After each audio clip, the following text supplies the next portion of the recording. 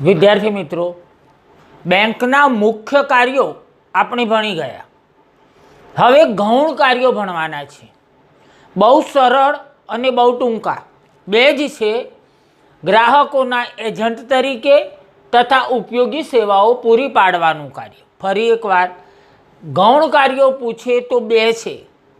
લગભગ મોટાભાગે મુખ્ય કાર્યો પૂછે છે, પણ ક્યારેક એવું પૂછી નાખે કે મુખ્ય અને ગૌણ કાર્યો સમજાવો, તો તમારે બધા જ સમજાવવા પડે।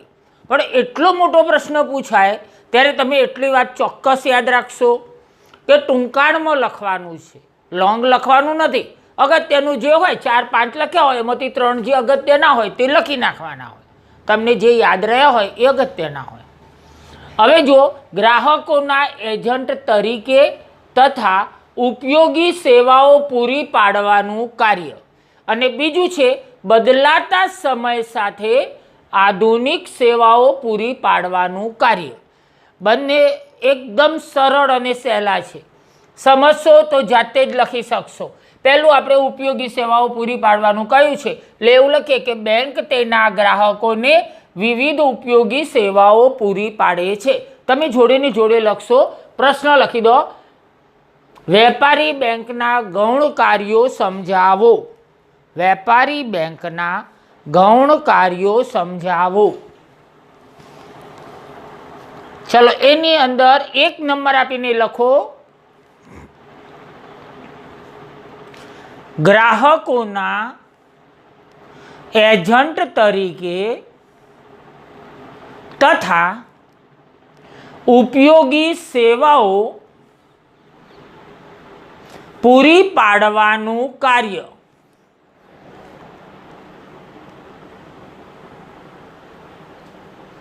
ઉપયોગી સેવાઓ પૂરી પાડવાનું કાર્ય।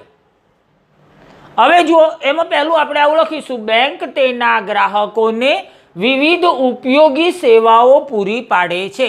એમાં કંઈ નવું નથી કે ઉપયોગી સેવાઓ પૂરી પાડે છે, લખી નાખો તો ડેશ મારીને, બેંક તેના ગ્રાહકોને વિવિધ ઉપયોગી સેવાઓ પૂરી પાડે છે। ચલો હવે 1 મિનિટ માટે અહીં ધ્યાન આપશો। હવે આપણે અજાણ્યા વ્યક્તિઓની વાત કરી છે। એકબીજાથી અજાણ્યા હોય તેવા આયાતકારો અને નિકાસકારો બંને વચ્ચે શાખ સર્જન ઊભું કરી આપે છે। એટલે આપણે એવું લખીશું, એકબીજાથી અજાણ્યા આયાતકારો અને નિકાસકારોને શાખનું પ્રમાણપત્ર આપે છે। હવે શાખ એટલે શું એ તમને સમજી ગયા છો, એટલે લખો તો ડેશ મારીને, એકબીજાથી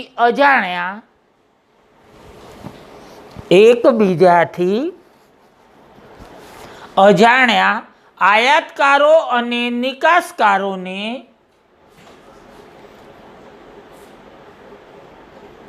શાખનું પ્રમાણપત્ર આપે છે।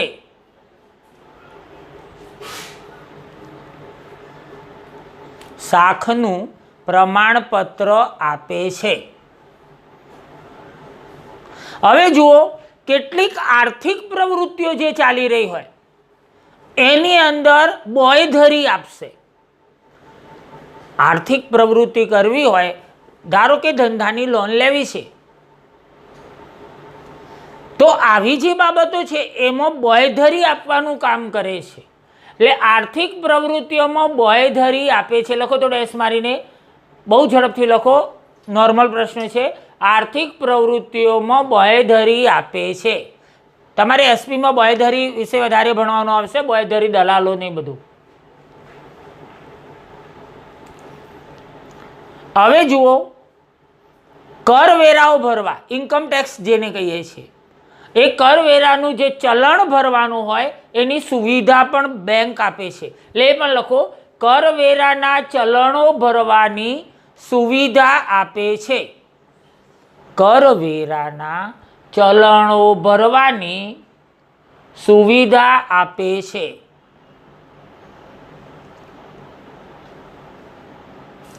હવે જુઓ, મુખ્ય એટલે કે ખૂબ ઉપયોગી સેવા હોય તો તે કિંમતી વસ્તુઓ એટલે કે ઘરેણાઓ અને કિંમતી ડોક્યુમેન્ટ્સ આપણા, જો ઘરે હોય તો ચોરાઈ જવાનું, સળગી જવાનું, ઘણા બધા ભય રહે. તો આ કિંમતી વસ્તુઓ અને કિંમતી ડોક્યુમેન્ટ મૂકવા માટે લોકરની સુવિધા આપે છે. એટલે આપણે એવું લખીશું, કિંમતી વસ્તુ અને ડોક્યુમેન્ટ સાચવવા લોકરની સુવિધા આપે છે. લખો તો, કિંમતી વસ્તુઓ અને ડોક્યુમેન્ટ સાચવવા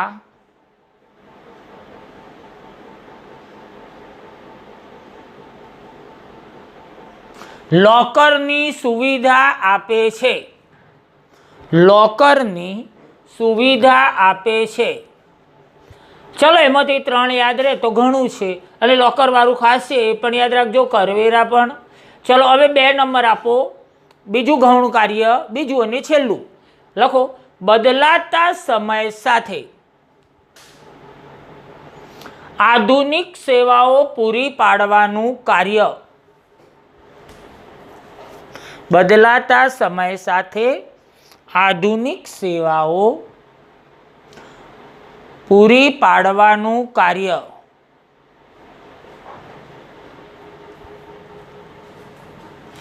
હવે જુઓ મિત્રો, આધુનિક યુગમાં જો કોઈ પ્રશ્ન હોય તો તે ટાઈમનો છે.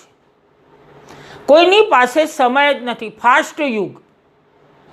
અને આ ફાસ્ટ યુગની અંદર સમય નથી. હવે આવા સમયે જે આ બેન્કો છે એ આપણને ઘણી બધી સવલતો આપે છે. ધારો કે આપણે કોઈ બહાર ગામ જવાનું છે, ધંધાના કામે બોમ્બે જવું છે, તો આપણે એની ટિકિટ બુક કરાવવા માટે રેલવે સ્ટેશન કે એરપોર્ટ પર જવાની જરૂર નથી, ઓનલાઈન થઈ જશે. એ આપણો સમય બચાવી આપે છે. એવી જ રીતે તમે જુઓ, જેમ જેમ નવીનીકરણ થતું જાય એમ એમ બેન્કો સતત એમાં મદદરૂપ થતી જાય છે. કંઈક ના કંઈક નવું આવતું જ જાય છે અને બેન્કો એ રીતે આપણને સગવડો પણ આપતી જાય છે. અહીં એવું લખ્યું છે, બેન્કોના કાર્યોમાં સતત નવીનીકરણ થતું રહે છે. લખો તો, પહેલાં લખો ડેશ મારીને, બેન્કોના કાર્યોમાં સતત નવીનીકરણ થતું રહે છે.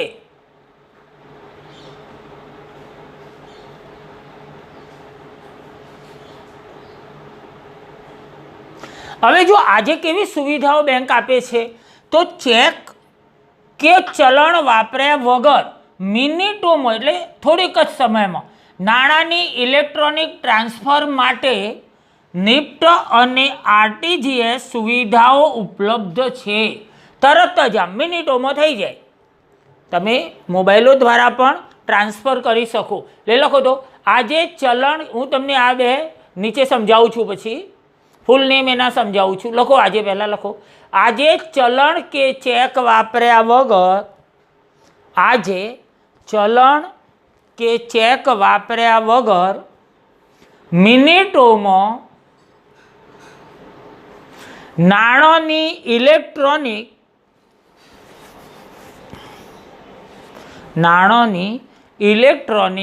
ટ્રાન્સફર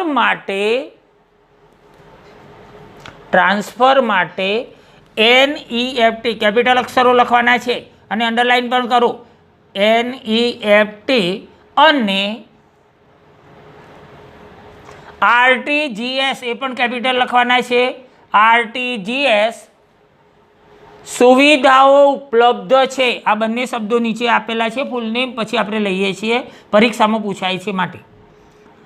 NEFT અને RTGS સુવિધાઓ ઉપલબ્ધ છે. ચલો, લખાઈ ગયું હશે. અહીં ધ્યાન આપો તો, આ બંને સુવિધાઓ NEFT અને RTGS સુવિધાઓ CORE CORE એ પણ આપણે અહીં ભણીએ છીએ, પછી બેન્કિંગના લીધે શક્ય બની છે. લખો, આ બંને સુવિધાઓ કોર બેન્કિંગના લીધે શક્ય બની છે. CORE કેપિટલ લખવાનું છે.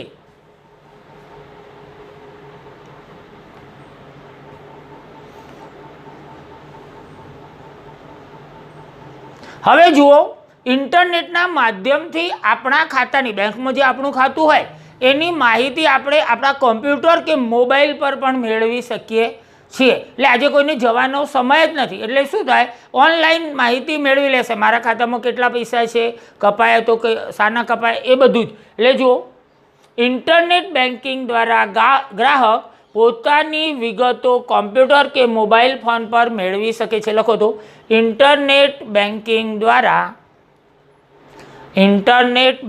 દ્વારા ગ્રાહક ખાતાની વિગતો કોમ્પ્યુટર કે મોબાઈલ ફોન પર મેળવી શકે છે.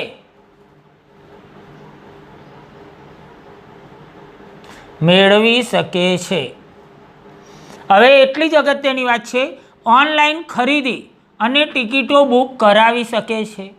કોઈ પણ ટિકિટ બુક કરે, તમારે પિક્ચર જોવા જવું છે મૂવી જોવા માટે, તો ત્યાં જાઓ અને ટિકિટ ન પણ મળે, પોસિબલ છે, ઘરે પણ આવવું પડે, તો તમે ઓનલાઈન બુકિંગ કરાવી દો અને પછી જાઓ તો તમને ફરજિયાત ટિકિટ મળવાની છે. એવું જ તમારે મુસાફરી કરવાની હોય, ધારો કે તમારે પ્લેનનો ઉપયોગ કરવો છે, તો સીધા કે પ્લેનના સમયે પહોંચી ન જવાય અને તો ટિકિટ લઈ લે, ક્યારેક ન પણ સેટ થાય, તો આ બધું પહેલેથી બુકિંગ કરવામાં આવે છે. એટલે આપણે એવું લખીશું કે ઓનલાઈન ખરીદી અને ટિકિટો બુક કરાવી શકે છે. ખરીદી તો તમે જાણો જ છો, આજે મોટાભાગની ખરીદી ઓનલાઈન થવા લાગી છે. એટલે ઓનલાઈન ખરીદી અને ટિકિટો બુક કરાવી શકે છે.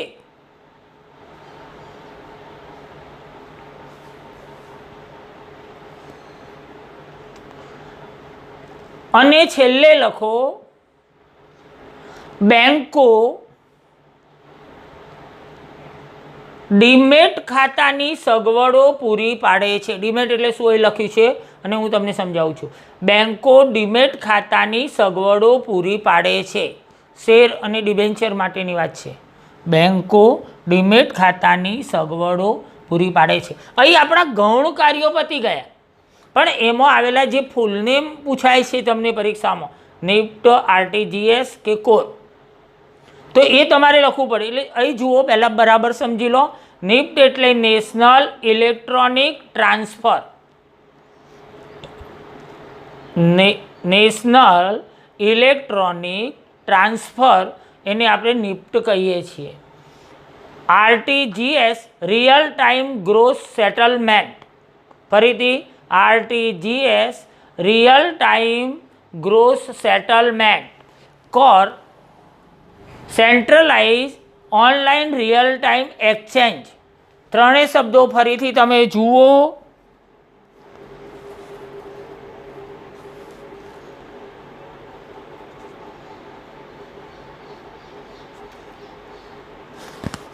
એક મિનિટ મિત્રો, એ ફંડ લખવાનું રહી ગયું છે.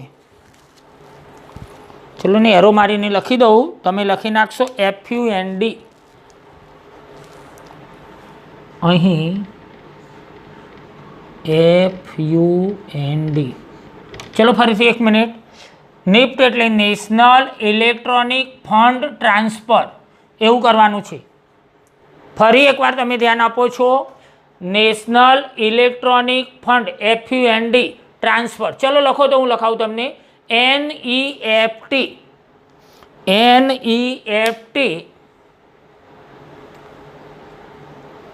એની અંદર તમે લખો national, NATIONAL, electronic, ELECT RONIC, electronic fund FUND transfer, TRANSFER transfer. ફરી એકવાર ચેક કરો, national electronic fund transfer. Fund શબ્દ રહી ગયો હતો, એ તમે એડ કરી દેવાના છો.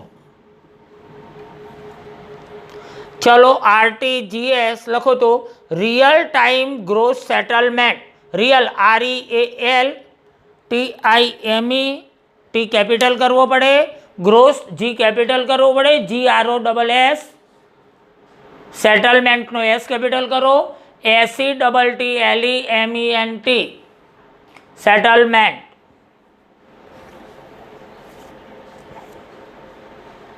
ચલો એ જ રીતે કોર લખો CORE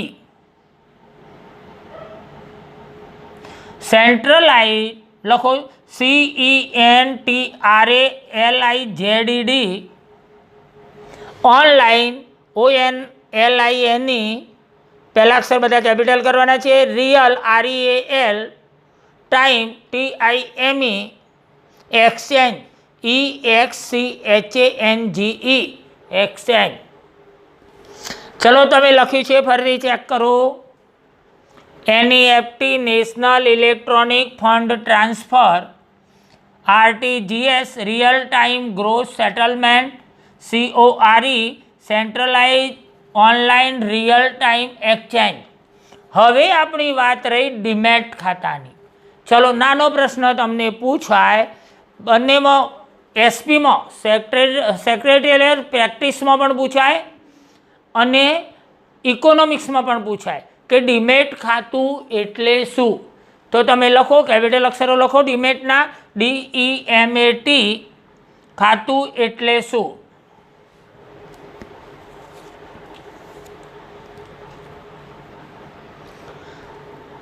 હવે જુઓ મિત્રો, તમને શેર, ડિબેન્ચર, બોન્ડ, જામીનગીરી આ બધી તમને ખબર છે. હવે આજના યુગમાં લોકો આ બધી વસ્તુઓ ઘરે સાચવવા તૈયાર નથી. ધારો કે તમે શેર ખરીદ્યા એટલે કંપની તમને પ્રમાણપત્ર આપશે અને આ પ્રમાણપત્ર આપણે ઘરે જઈને તિજોરીમાં કે લોકરમાં મૂકીએ છીએ. તો આ બધું ન કરવું પડે, આ સાચવવું ન પડે, ખોવાઈ જાય, ચોરાઈ જાય, સળગી જાય. તો લોકોએ શું રસ્તો શોધ્યો કે બેંકની અંદર ડીમેટ ખાતું ખોલાવી દેવાનું અને એમાં આ બધી વસ્તુ કઈ તો શેર, ડિબેન્ચર, બોન્ડ અને જામીનગીરીઓ સ્વરૂપે સાચવવા માટે ઇલેક્ટ્રોનિક ખાતું મળે છે. એટલે આપણે એવું કહીશું કે ડીમેટ ખાતું એટલે શેર, ડિબેન્ચર, બોન્ડ, જામીનગીરીઓ વગેરેને સ્વરૂપે સાચવવા માટે ઇલેક્ટ્રોનિક ખાતું. એટલે આ ઇલેક્ટ્રોનિક ખાતું છે એક જાતનું. એની અંદર આ બધી બાબતોને અભૌતિક રીતે સાચવે છે. એટલે તમે લખો ડીમેટ ખાતું એટલે શું. ડીમેટ ખાતું એટલે શું?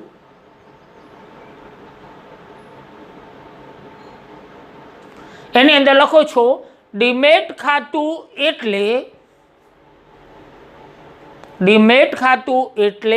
શેર, ડિબેન્ચર, બોન્ડ, જામીનગીરીઓ વગેરેને, ચાર વસ્તુ યાદ રાખવાનું છે, શેર, ડિબેન્ચર, બોન્ડ અને જામીનગીરીઓ વગેરેને સ્વરૂપે, ઇલેક્ટ્રોનિક સ્વરૂપે, સ્વરૂપે સાચવવા માટે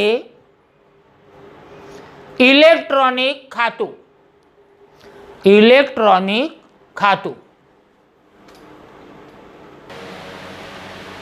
હવે ડીમેટ ખાતા વિશે જોયા પછી શિડ્યુલ્ડ બેંક એટલે શું એવું જોવાનું છે.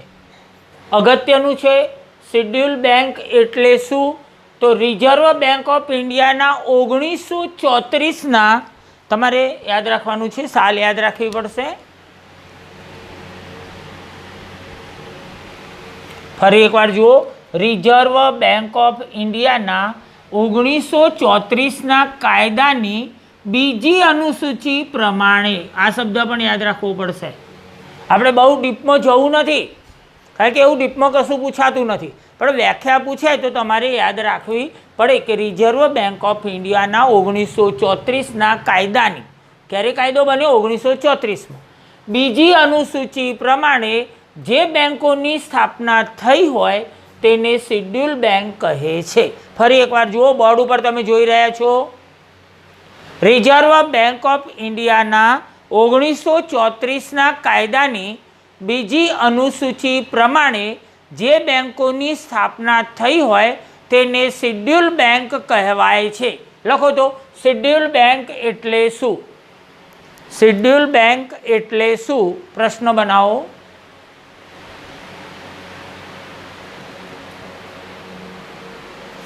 એની અંદર લખો રિઝર્વ બેંક ઓફ ઇન્ડિયાના 1934ના કાયદાની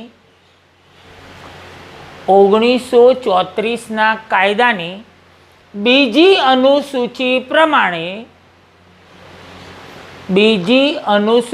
પ્રમાણે જે બેંકોની સ્થાપના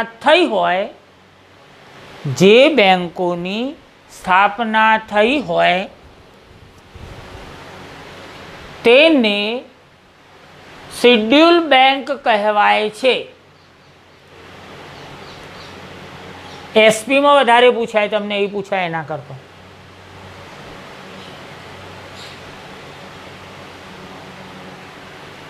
હવે ક્યારેક 2 માર્ક્સનું તમને શિડ્યુલ બેંકનું વર્ગીકરણ પૂછે છે, એને સમજાવો એવું નથી પૂછાતું, પણ જણાવો.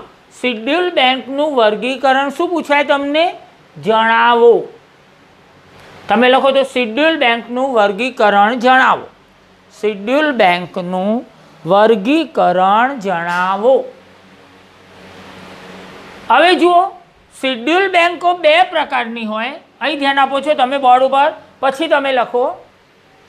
શિડ્યુલ બેંકો 2 પ્રકારની હોય, વેપારી બેંકો અને સહકારી બેંકો. એટલે શિડ્યુલ બેંકના મુખ્ય 2 ભાગ પડે, વેપારી બેંકો અને સહકારી બેંકો.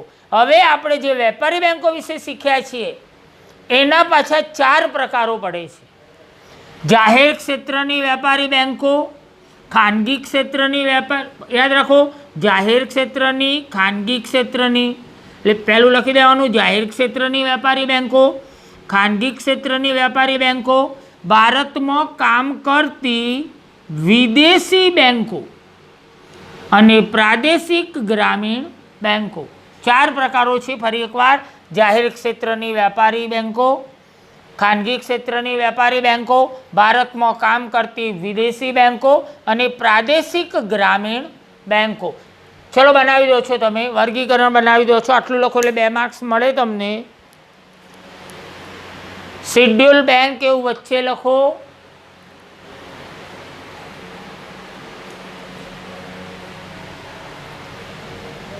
પછી એના 2 ભાગ પાડ્યા તમે, વેપારી બેંકો અને સહકારી બેંકો. વેપારી બેંકોમાં 4 ભાગ પાડો. એમાં પહેલું જાહેર ક્ષેત્રની વેપારી બેંકો, બીજું ખાનગી ક્ષેત્રની વેપારી બેંકો, ત્રીજું ભારતમાં કામ કરતી વિદેશી બેંકો, પ્રાદેશિક ગ્રામીણ બેંકો.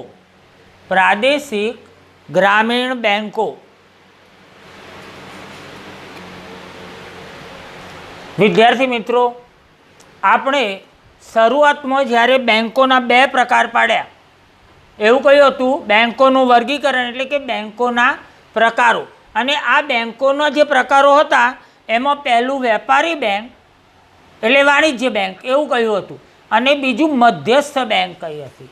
એટલે હવે આ વેપારી બેંકનો જે મોટો મુદ્દો, મોટો પોઈન્ટ હતો એ પતી ગયો. આ ચેપ્ટરમાં હવે આપણે માત્ર મધ્યસ્થ બેંક વિશે ભણવાનું છે. એ પહેલાં તમને થોડીક વાત એવી કરું કે જોડે ને જોડે ખૂબ જ તૈયારી કરો. ટેસ્ટ પણ મિત્રો સરસ આપે છે. મોટાભાગના વિદ્યાર્થીઓ પૂરેપૂરા માર્ક્સ લાવે છે. લખાણની પદ્ધતિ બેસ્ટ બનાવો. જો લખાણની પદ્ધતિ બેસ્ટ હશે તો જ તમે પૂરા માર્ક્સ લાવી શકશો, અથવા તો 95 સમથિંગ માર્ક્સ લાવી શકશો. નહીં તો તમે સાચું લખ્યું હશે તો એ તમારે 85 કે 90 માર્ક્સ આવીને ઊભા રહેશે. એટલે તમે તમારી ઉત્તરો ઇમ્પ્રેશન પાડે એવી તમારે બનાવવી જોઈએ. આ બધી મહેનત જોડે ને જોડે કરશો તો જ સફળ થશો. ચલો, આવતા વિડીયોમાં આપણે જોઈએ છીએ મધ્યસ્થ બેંક વિશે. બહુ ઝડપથી ચેપ્ટર પૂરું થઈ જવા આવ્યું છે, એટલે તરત જ ટેસ્ટ આવશે, એટલે જોડે ને જોડે તમે તૈયાર કરવાનું રાખજો.